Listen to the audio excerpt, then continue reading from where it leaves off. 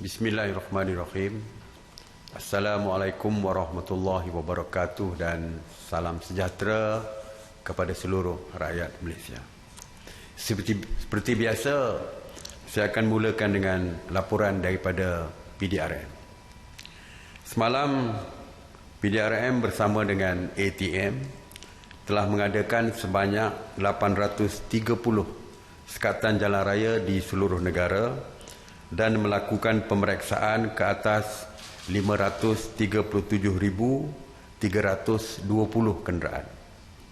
Sebanyak 40,892 pemeriksaan mengejut telah diadakan dengan sebanyak 5,817 premis telah diperiksa oleh pihak berkuasa.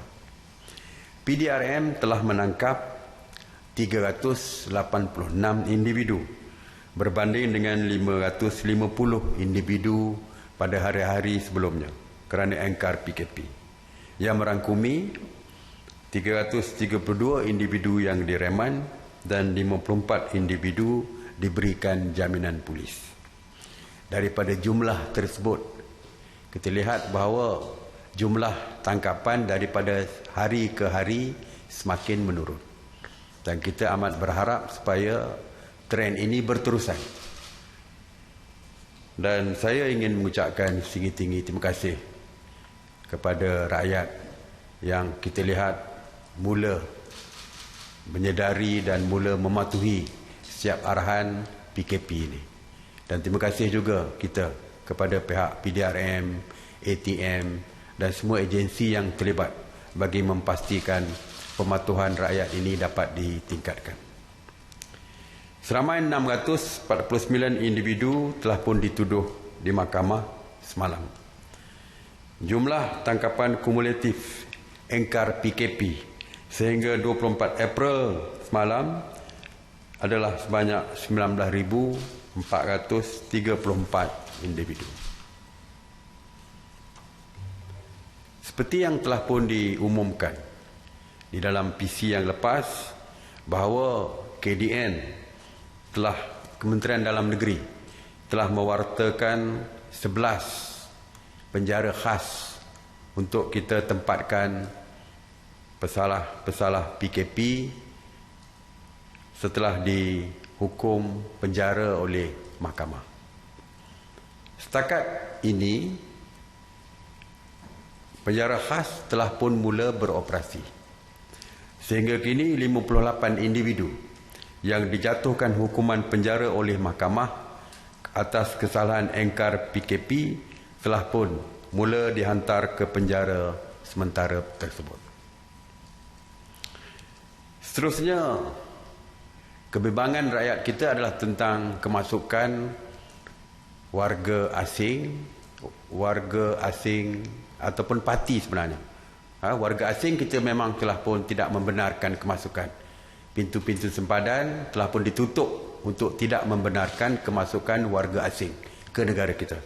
Tetapi yang membimbangkan adalah parti-parti pendatang tanpa izin yang menceroboh melalui lorong-lorong tikus di seluruh negara.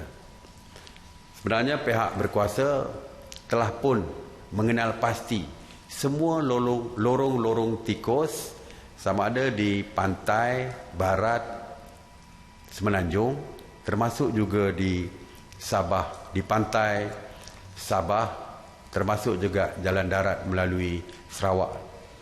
Jadi kita telah pun mengenal pasti kesemuanya. Oleh itu, kawalan di kawasan sempadan termasuk lorong-lorong tikus diperketatkan dan diperhebatkan. Semua agensi keselamatan terlibat di dalam memastikan kita dapat mengawal kemasukan parti daripada luar melalui lorong-lorong tikus yang saya sebutkan tadi. Setakat hari ini, sejak PKP dilaksanakan, seramai 84 individu telah ditangkap kerana menceroboh negara melalui lorong-lorong tikus tersebut. Jadi sebab itulah kita memperketatkan kawalan Sebab kita tidak mahu berlaku penularan daripada kluster baru, iaitu kluster import melalui lorong-lorong tikus tersebut. Sebab itu semua agensi telah pun diminta untuk menggandakan sekatan mereka, menggandakan kawalan mereka di lorong-lorong tikus yang telah pun dikenal pasti. Mengenai pengurusan pusat kuarantin, setakat semalam sebanyak 209 pusat kuarantin telah beroperasi, berbanding dengan 204 yang beroperasi pada hari-hari sebelumnya, yang mana 16,633 individu sedang menjalani proses kuarantin wajib. Semalam, seramai 1,794 rakyat Malaysia telah pulang ke tanah air dan telah pun dikuarantin secara wajib. Seramai 19,945 rakyat Malaysia yang pulang dari luar negara telah pun dikuarantin secara wajib sejak 3 April 2020. Manakala sejak 17 April 6,778 individu telah pun selesai menjalani tempoh kuarantin wajib dan dibenarkan pulang ke kampung halaman masing-masing. Saya ingin maklumkan bahawa sehingga kini terdapat seramai 131 individu yang pulang dari luar negara yang dikuarantin secara wajib telah disahkan positif COVID-19.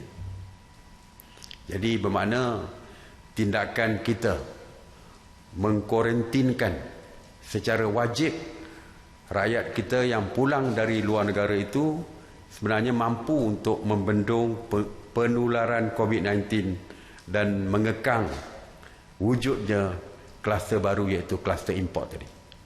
Jadi kalau saya pernah sebutkan, bayangkan kalau 131 ini kita benarkan mereka untuk pulang untuk membuat self quarantine dan sebagainya, saya percaya ianya akan mewujudkan satu kluster baru yang akan merebak bukan saja kepada mereka, kepada keluarga mereka, malah masyarakat di sekitar mereka. Jadi sebab itulah kita tindakan kita untuk mewajibkan kuarantin bagi rakyat kita yang pulang dari luar negara ini adalah satu tindakan yang amat tepat sekali. Mengenai operasi sanitasi awam di bawah kawal selia KPKT sejak 30 Mac 2020, KPKT telah melakukan sebanyak 4,064 operasi sanitasi di 126 zon, termasuk di 13 zon merah, dan sebanyak 7,930 premis kerajaan, premis perniagaan dan kawasan awam telah pun disanitasi. Semalam, sebanyak 128 operasi sanitasi yang meliputi 38 zon merah dan kuning di 11 negeri, termasuk 31 operasi di Johor dan 31 operasi di Perak. Operasi sanitasi semalam merangkumi 6 bangunan kerajaan, 135 tempat awam, 107 perniagaan dan 103 kawasan perumahan, termasuk projek perumahan rakyat.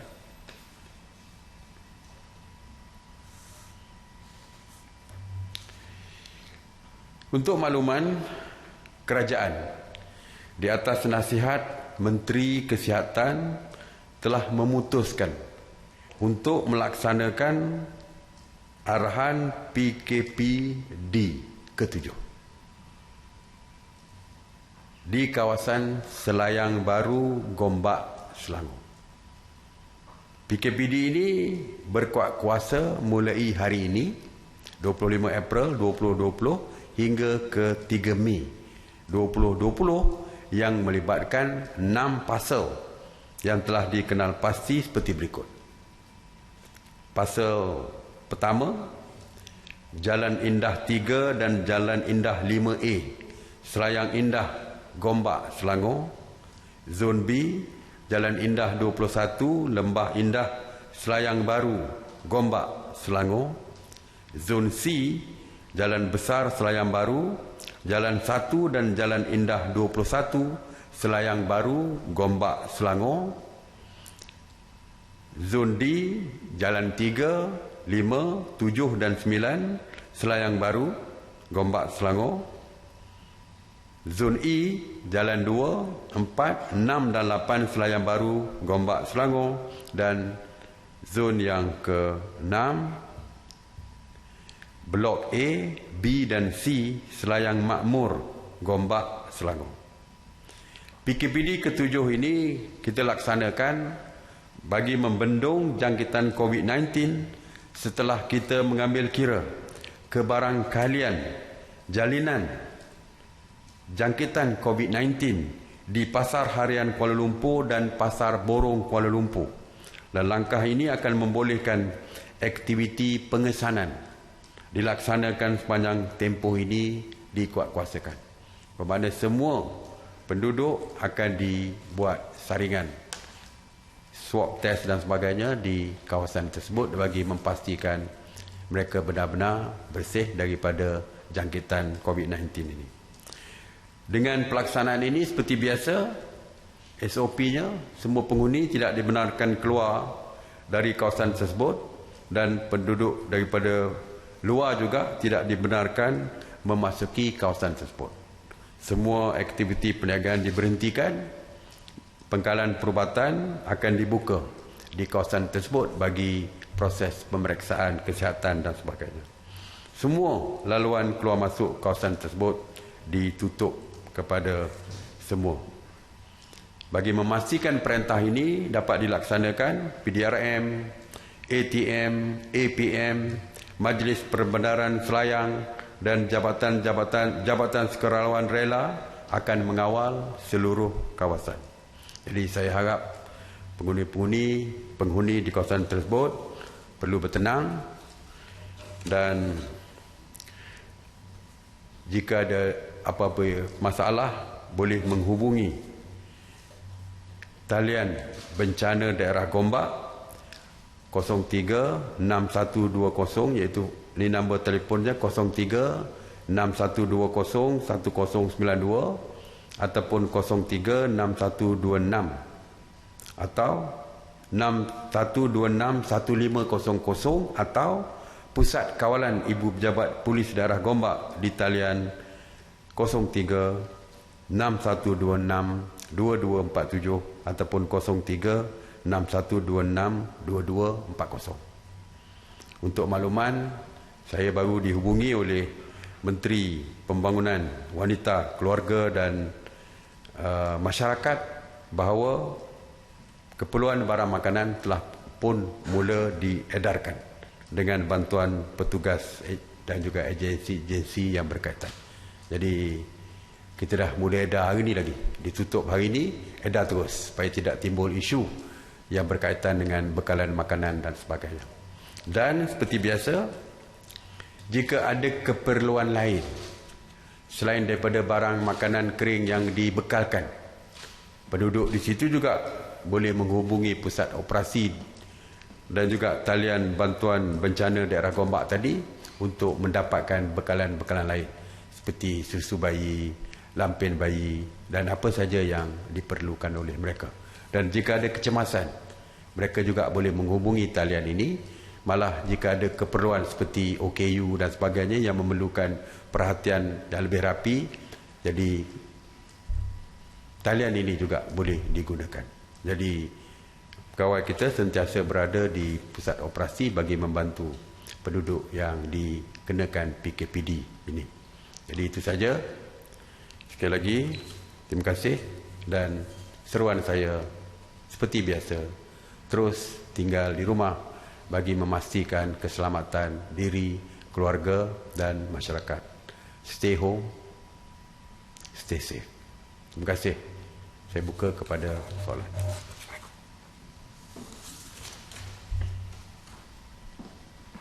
Datuk Seri Nur Syamsiah daripada Bernama. Satu soalan Datuk Seri berkenaan dengan FAM. Baru-baru ini dia ada buat permohonan rasmi dengan MKN dan KKM untuk meneruskan saingan Liga Malaysia yang tertangguh sejak 16 Mac lalu selepas PKP dilaksanakan. Namun ada gesaan supaya terutama daripada peminat sendiri supaya ia ditangguhkan sehingga tahun depan kerana dibimbangi ia akan menyebabkan wujud kluster baru di kalangan pemain dan jurulatih walaupun mereka mencadangkan beberapa SOP seperti pemain dan pegawai wajib menjalani ujian saringan sebelum memulakan perlawanan. So mungkin apa komen Datuk Seri tentang perkara ini? Okey. SOP standard yang kita keluarkan bahawa perkumpulan tidak dibenarkan.